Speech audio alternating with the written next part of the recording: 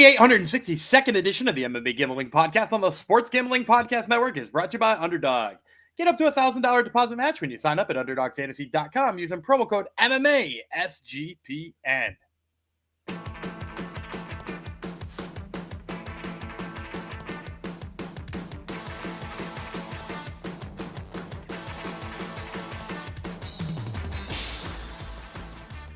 Heidi ho, degenerinos. Oh, yes, I am back. Sorry.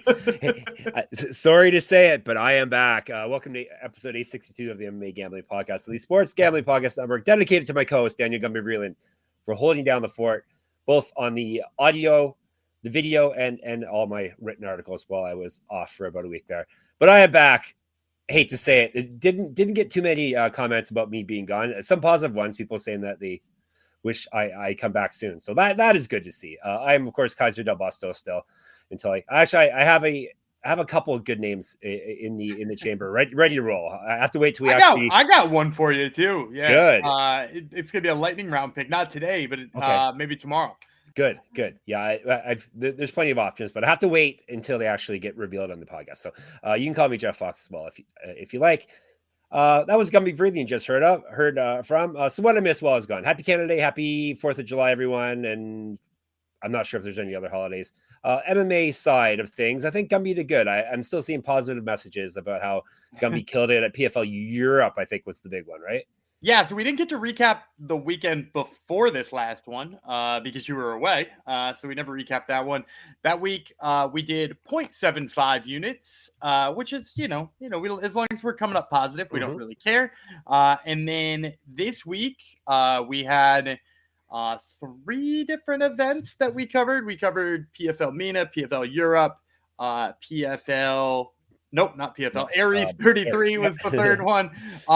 Came up positive on a 2-1 night on Aries after a couple of canceled fights. Step forward. Yeah, look at that. Did miss on my underdog, but that's okay.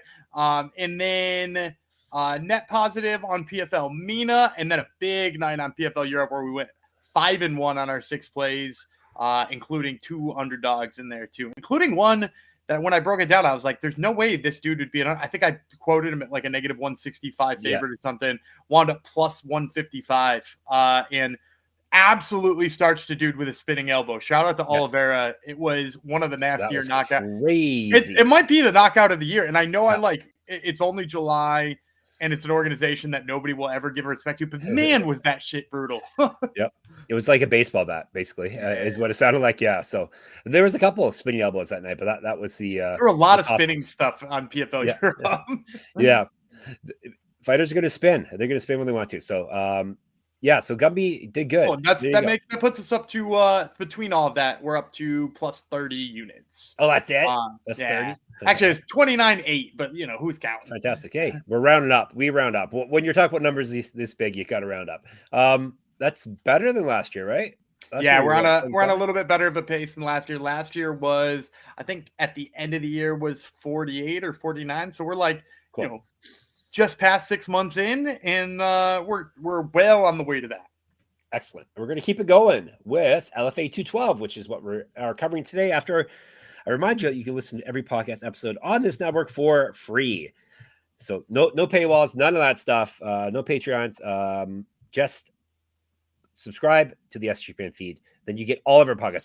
Every show basically shows up on the SGPN, the main feed there, and then you can pick and choose. Obviously, you can also subscribe to specific channels like ours, MMA Gambling Podcast. So check it all out, SGPN feed, wherever you get your podcasts. All right, LFA 212, Degli versus Severino. Seems like a pretty decent card. It's a Brazil heavy card because they are the event is going down in Brasilia. Thoughts on the fight card? Yeah, the thing about the Brazil cards is sometimes like the tippity top doesn't like blow you away, right? Like this is an interim flyweight fight. Yeah. And guess what? The real flyweight belt is up for grabs in August. So like, and that's kind of a weird situation because the guy who has the belt got stuck in the Ultimate Fighter house.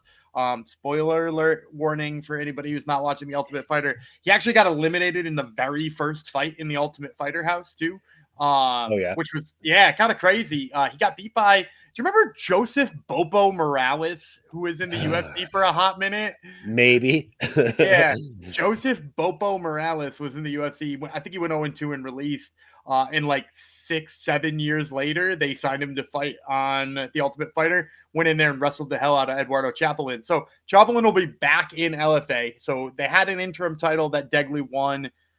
He's going to defend it, but after he defended it, they learned that Chapelin is going to be out of the house again and need to fight again. So both those times. So the top of this card, not blowing you away necessarily, but it's the depth of the Brazilian cards. It's like you could go to fight 15 and you're like, man, that person might wind up in the UFC. That's sick. Yep. There's people I've even heard of when you go way down near the bottom of the card. So pretty solid fight card. So this is Friday, right? Yeah. LFA is usually Friday. It is this coming Friday. That would be the 11th, 8 p.m. start time, UFC Fight Pass as per usual. They have 15 fights on the card now. We're not breaking all of them down as per usual. We're going to give you the choicest cuts, and then Gumby, of course, does the lightning round at the end. Yeah, we got the top 5 fights with the exception of one that I feel like is kind of a squash match. So it's a 6-fight main card, and we skipped a squash match, what I'll mention in the lightning round as well. Yep. And we're kicking things off with a former UFC fighter in the first fight. This is a middleweight fight. Diego Diaz, Brazil. Claudio Ribeiro. He's the name you may remember from the UFC. He's from Brazil as well. They're fighting, as I said, at 185. Odds have not dropped yet for this, but maybe by the time you hear these words, they will, because LFA odds tend to come out fairly early. I'm surprised they're not out quite yet, but let's break her down. Ribeiro, 12-6 with 12 knockouts. He's been knocked out 4 times, submitted once. He owes his rounds. This is his short notice LFA debut. He's only won 1 of 4 and 2 of 6. He got TKO'd in his last bout. He went 1-3 in the UFC, 1-0 on Contender Series. Multiple region championships on his mantle. Correct. Get our shirts, get our merch, sportsgamblingpockets.com/store. Hard to do that when it was just one person, right? It was. We did it anyway. But a bunch of people in the comments tried to pick you up. They tried to be the mantle guy. Yep. Well, we can always count on our degens to pick us up. All right. Ribeiro used to fight at 170, an inch of height, 4 inches of reach over Diaz. Diaz is the villain. Well, we have a villain on the network already. That would be Terrell Furman of the WNBA podcast. But this man thinks he's a villain as well. 19-5 with 1 no contest, 5 knockouts, 8 submissions. He's been knocked out 3 times, submitted once. 1-1 in LFA. He's won 6 straight fights, 3 straight via submission. He's not lost since September 2021. Used to fight at 170 and 205, 2013 pro MMA debut. So pretty solid matchup, at least on paper, but by my eyes, kicking things off. Yeah, it's going to be interesting to see how they line it too, because we've talked about this before with regional fights, is that you've got a guy who was in the UFC. Typically, that guy comes in as the favorite no matter what. However, Ribeiro's fights in the UFC didn't exactly go his way, right? You said he went 1-3. His only win was over Ugly Man Joe. And even in that fight, Ugly Man Joe took him down and had like 3 minutes of control time, which like in retrospect is like kind of really an ugly win for Ribeiro. And kind of Ribeiro's only path to victory, I think he'd be Ivan Valenzuela in the Contender Series. Kind of his only path to victory has been like big, heavy shots, right? Like throwing bombs and nothing else. And, Diaz is a nightmare matchup for that. So it's going to be interesting to see how the books come in. I have to imagine, even with the UFC resume, that Diaz winds up a favorite. But my guess is that, the fact that he's a UFC veteran will at least like kind of curb that a little bit. So maybe we'll get like -165, -175 on Diego Diaz. And if that's the case, I would love Diaz at that line, because he's a pretty damn good wrestler. He's a little too heavy on his feet. He plods a little bit, but when he does shoot the takedowns, I like both his trips and his double legs. And the thing I like the most is his top control. If you watch some of his most recent fights, he gets those takedowns and he's immediately trying to lace the legs underneath his opponent, or he's pulling the hips away from the cage so that they can't wall walk up. And like I said before, Ribeiro is already pretty bad at getting back up after he's been taken down. 3 minutes of control time, whether that's pressed against the cage or on the mat against Ugly Man Joe, is not good, because that guy is not particularly like a bruiser, and he's not super strong and didn't last in the UFC. And like Diaz seems to be a guy who I would circle as a Contender Series hopeful. I know they filled up kind of the first 5 weeks. We're already in kind of a tight realm for that, but maybe at the back end, if he puts out a big performance here and they can get the visas all squared away, like this is a guy whose top control really impressive. His submission skills are good. He's more of like an arm triangle guy than like an arm bar guy, but he can like really do just about anything on the mat. And I think with the amount of control time he's going to have, as long as he doesn't walk into one of those right hands from Ribeiro early, he should cruise in this one. What was the official number again? 165? I said -165, -175, hoping that UFC line brings it down. Like if I was just looking at this fight and these were two regional prospects with no background, you watch their fighting styles or even just look at their records, I could see Diaz being like -250, but I'm hoping the UFC aspect of it all helps get us to a little bit more of a playable spot. 95% on Diaz, so it's not fooling the topologists at least, but they're more, far more into the sport, you would think, than casual fans. So all right, one winner in the books. Let's move down now, up the card, down the weight classes to 145 featherweight. João Pedro Moreira versus Leonardo Cerboni.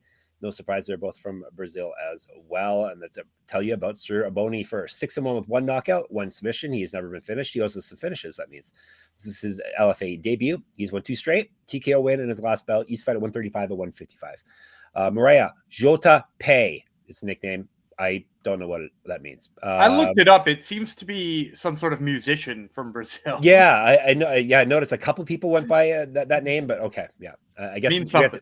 Guess we'll have to go to Brazil and get into the culture and figure it out. Someone pay for it. 7-1. Right, he has 7 knockouts. He's been knocked out once. He owes his rounds, definitely. 1-0 in LFA. He's won 6 straight. He's not lost since July 2022. Regional champion. He's fought at 135 and 155, an inch taller than Cerboni.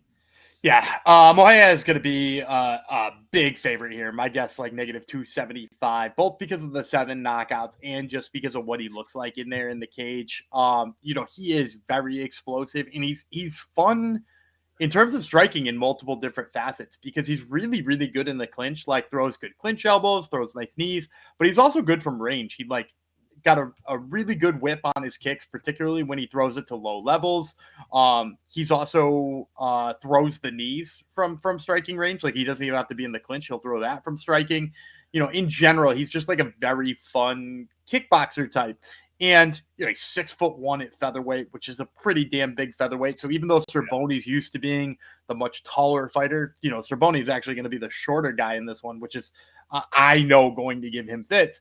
And then on top of that, too, when you watch Cerboni's style of fighting, this is a guy who would prefer to grapple in almost all situations. I watched a little bit of the film on him. A lot of it is upper body takedowns with trips. And, especially if you're up against a taller guy, that's not the type of takedown you want to excel at, right? And I don't even necessarily think that he excels at it, but, that's the one he goes to more than anything. If he winds up in a clinch here with Moreira, he's going to eat elbows. He's going to eat knees. He's going to be in a bad space.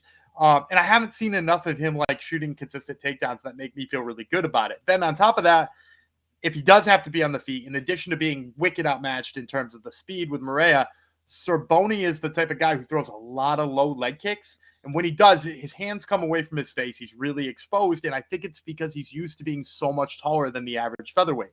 So when you're that used to being that much taller than the average featherweight, you can get away with that. You can throw that low kick and not get countered. And Moreira is just going to absolutely punish him for that. So I expect Moreira to pick up his 8th knockout victory here. I don't expect the line to be all that playable. Probably high 2s, low 3s. We'll hope for -275 and maybe we'll squeeze into a parlay. 99% on Moreira. So yeah. Gumby didn't just tell you he's going to win. He told you how he's going to win. So there you go. All right. We are going to tell you now about Circa Million and Circa Survivor. Think you know a ball, then you have to enter Circa's football contest with $21 million in guaranteed prizes.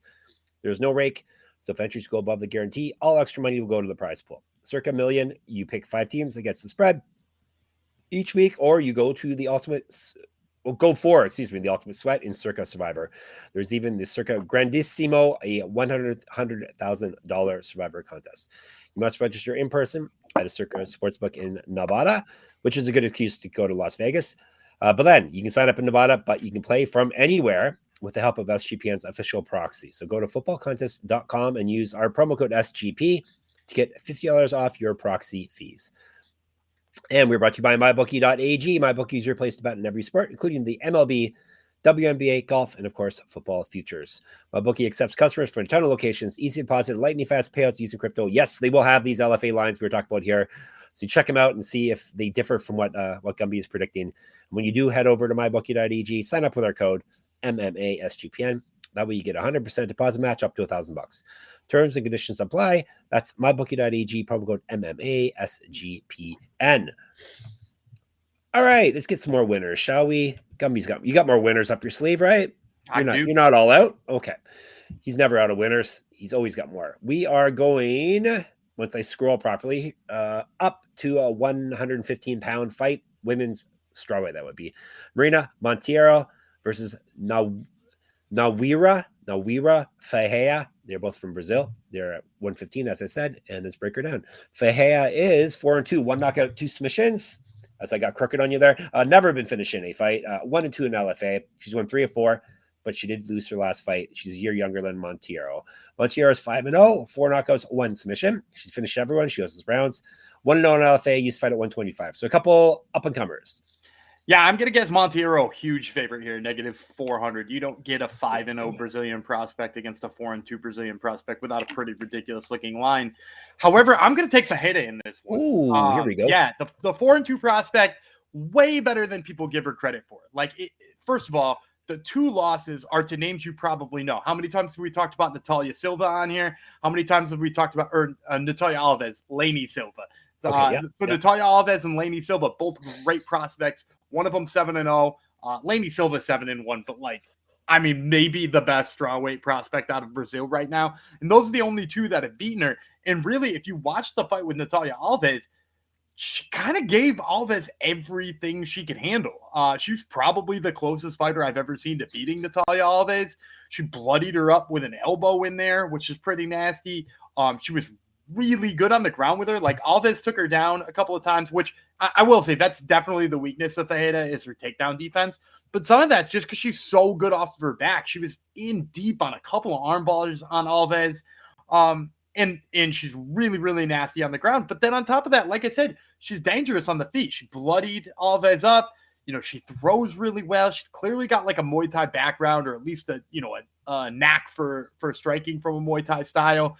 And I really like her pressure. So, Ferreira, way better than the 4-2 record might suggest. And then on the Monteiro side, she's coming off a win over Kendra McIntyre, who, at one time was kind of thought of as a decent American strawweight prospect. She's some of the luster's kind of off that now. And in that fight, I wouldn't say Monteiro looked good. I think she actually dropped the first round to McIntyre. McIntyre backs her up almost the whole time, and she does this thing. It's really annoying to me. Monteiro does, where she just lets somebody back her up against the cage almost all the way until her back's touching, and then she tries to throw a hook as she circles. And so, in the meantime, whoever is backing her down has thrown 4 or 5 punches. It might just be a jab. It might just be a straight. And, they might just be touching her. But she tries to just throw one big mean thing and then exit. And look, she's got some power. She wound up finishing McIntyre, although I really do think that was mostly just because McIntyre got tired and quit. But she's got some power on her strikes. But the big problem for me is that if you're just backing away and then just throwing a hook at the end, somebody who's a good striker like Ferreira, who's punished people for that, will punish you. And on top of that too, Monteiro doesn't seem like the type of person who's going to do a lot of grappling. And on top of that too, Ferreira's going to be moving forward. It's going to be hard to take her down, even if you don't like what's going on in the feet. So I'm going to take a roll of the dice on Nawira Ferreira. My guess is I'm going to say 350 plus 350. You're not going to see a 4-2 versus a 5-0 on the regional scene and not get pretty close to 4-1. So give me Ferreira. Plus 350. 4% are in on Ferreira. So there you go. Get that. Hopefully that line's even better than what Gumby predicts for you people. All right. He told you why. He's not just taking wild swings on dogs because they hit hard, as I like to say for people. No, he tells you why. Co-main event. Herbeth, Sousa, Michel, Lima, a couple of Brazilian men's 135-pounders. That would be bantamweight by my math here. Let's tell you about Lima first. Panico. We've talked about him before. Panic is the nickname. We talked about both these guys actually before. He is 19-6. Lima, 7 knockouts, 2 submissions. He's been submitted twice. 1-1 in LFA. Win-loss win over his last 3. 3-4 over his last 7. TKO win in his last bout. regional champion. He's fed at 145, 2012 pro MMA debut. 0-1 is a cage boxer, 2 inches of height, 3 inches of reach over Sousa. Sousa is Indio, which translates to Indian, 19-2, 2 knockouts, 13 submissions. He's been knocked out once, 1-1 in LFA. He's won 4 straight, 9 of 10. Submission win in his last bout. He's not lost since June 2022. He has multiple regional championships on his mantle. Correct. Get all our merch, sportsgamblingpockets.com/store. He's fed at 125 and 145, 2012 pro MMA debut, 2 years younger than Lima. So the opposite of the last fight. We got a couple veterans now. Yeah. So, I mean, Sousa's been fighting for 13 years, but he is only 31. You know, that is crazy to say. Starts young. You know, and he's got a ton of fights. I think he's going to be the favorite here. I'm going to say like -275 on Herbeth Sousa. And I'm going to pick him, but I am going to give a caveat here. There was a hesitation there. There was a pause. You know, and I almost talked myself into Michel Lima. Yeah. But at the end of the day, too, like, I think Lima's going to give up a takedown, and it's going to be bad enough. Because the big thing here in this fight is it's Michel Lima striking versus Herbeth Sousa's grappling. Sousa's not going to knock anybody out on the feet. Slow. Doesn't really look like he's got a great sense of what he's doing in terms of the striking. You know, he's coming along a little bit in terms of his progression, but he's still a jiu-jitsu guy who is at his core very good at one thing and still figuring out the rest of it, even 13 years in. And, you know, you can go back and you can watch his fight with Muin Gafurov, and like, that's a perfect example of how good he can be and how bad he can be. Is that, like, he got in on takedowns like Gafurov. He took Gafurov's back, and he also got beat by Gafurov. And like, that's enough to know that, like, kind of how this could go. But with Lima, on the other hand, I like a lot of what I see from Lima on the feet. He's got a lot of power. He does come up short on his strikes a lot, and that's sort of where I think he's going to wind up getting taken down. Is that I think it just really takes him swinging once and missing, and whether that's coming up short or overextending or getting ducked under. But, like, then Sousa's going to get down, and he's going to get that takedown. And if you watch Lima, like, some of his past fights, you know, he fought this Russian dude whose last name was Chakayev. And in that fight, like, he looked really good on the feet, and then his back was taken shortly thereafter. And like, it will only take giving up your back once to Herbeth Sousa to lose that fight. And so for me, you know, I think Sousa's going to win. I'm going to pick him to win here officially, but my guess is this is going to come in at 3-1. And my guess is that you don't want any 3-1 on Herbeth Sousa here, just because if for some reason Michel Lima comes in here with improved takedown defense, or maybe he plays it a little bit more cautiously on the feet so he can defend that takedown, it's not crazy to think Sousa won't be able to hang with him on the feet. So give me Herbeth Sousa, but be careful out there. 91% on Sousa, so he may be unplayable anyhow. So, yeah. All right, before we get to our main event and our lightning round, let me tell you about Underdog Fantasy. Underdog Best Ball Mania is happening all summer long, giving away $15 million in prizes, including $2 million to first place. No waiver wire, no arguments about trades. Best Ball is the best way to play fantasy football. Underdog also is a great place to play pick'em. Gumby, do you have any winning pick'em plays for us on this episode? Sure. We're recording here on Monday, and on Monday night, I like the Boston Red Sox Jarren Duran to go higher than. Oh no, not Jarren Duran. Trevor Story. Sorry about that. I messed that one up. Trevor Story to go higher than on his 2.5 hits plus RBIs plus runs. I like his higher than on 2.5. He's actually been on fire lately. He's done that in 3 of his last 4 games. And in addition to that, he's on a 7 or 8 game hit streak with like 13 hits over that span. So give me some Trevor Story. All right. Sign up with our code MMA SGPN. Claim your special pick and first time deposit offer up to $1,000 in bonus credits. UnderdogFantasy.com with our promo code MMA SGPN. And you've heard us talk about Rhythm before, and they just dropped a game-changing feature called Power Trends. These are AI detected patterns where Rhythm's model has consistently won and has a high ROI. Think a strikeout prop that wins 59% of the time when the line and win probability hit a certain range.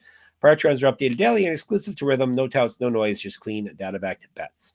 Download the Rhythm app, check out Power Trends, and start betting smarter. You know we will be. You come across anything recently on the old Power Trends, Gumby? Or yeah, that's where I got the information on Trevor Story. I had written Trevor Story off as being like a constant injury concern and kind of sucking, and then I flipped that app on, and I see, oh hey, check out Trevor Story. This dude is tearing it up, and I'm like, how?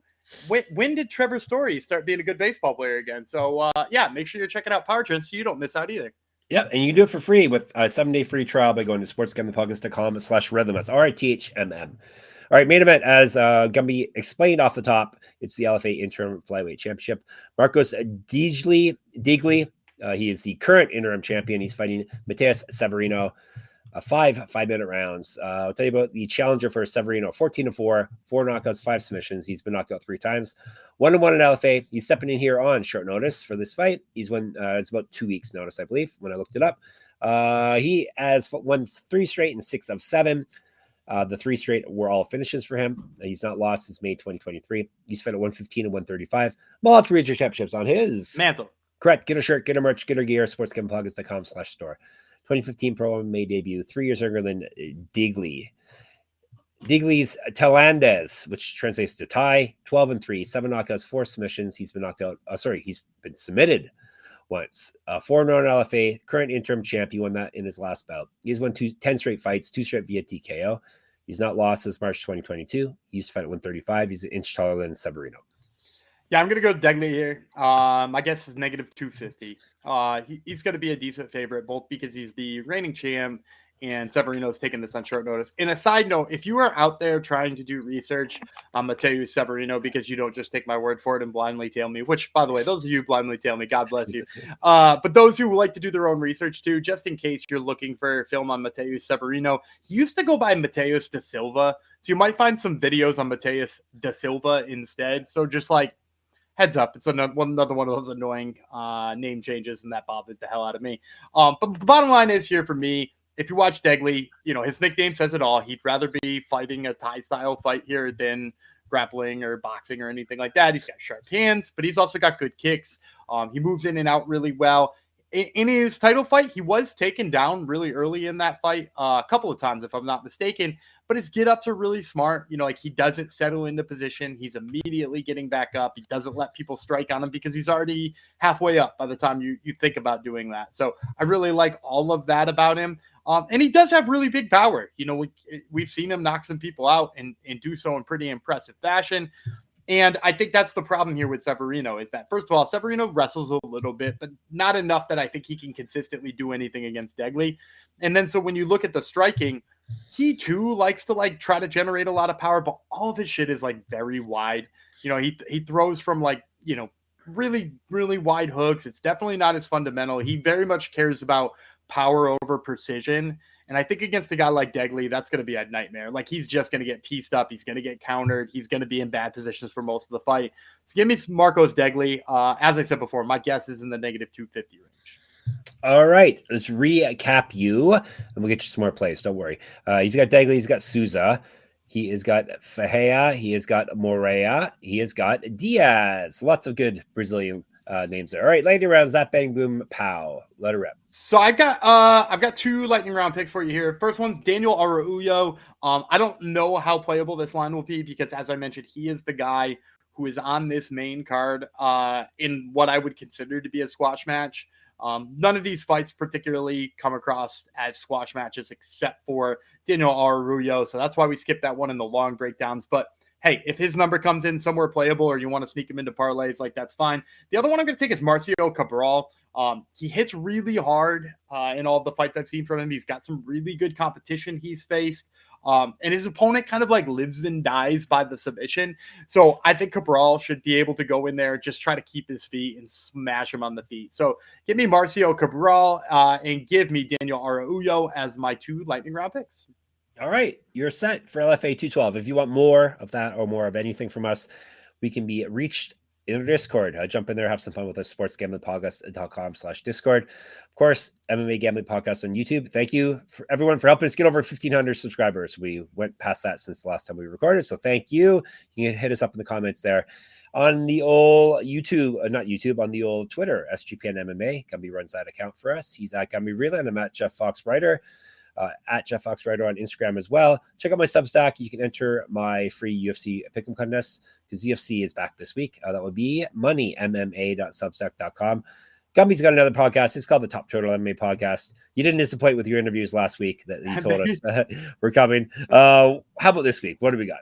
Oh, I've got 2 this week. I'm trying to remember who they are. Oh, I got the Main Machine, Steve Garcia, right before his fight with Calvin Kattar. And then we're also talking to Austin Lane, who's fighting Vitor Petrino. Excellent. So check that out. And we're at sportsgamblingpodcast.com, sportsgamblingpodcast.com/store, sportsgamblingpodcast.com/Patreon to get some bonus content. I usually say we're going to be back tomorrow, but no, we owe you another episode today because we didn't drop one on Sunday. So you're going to get an extra episode today. We're going to talk about Cage Warriors in a few minutes. It will be HOPENY. That will be me. It will be the villain, Gumby Vreeland. We'll talk to you then.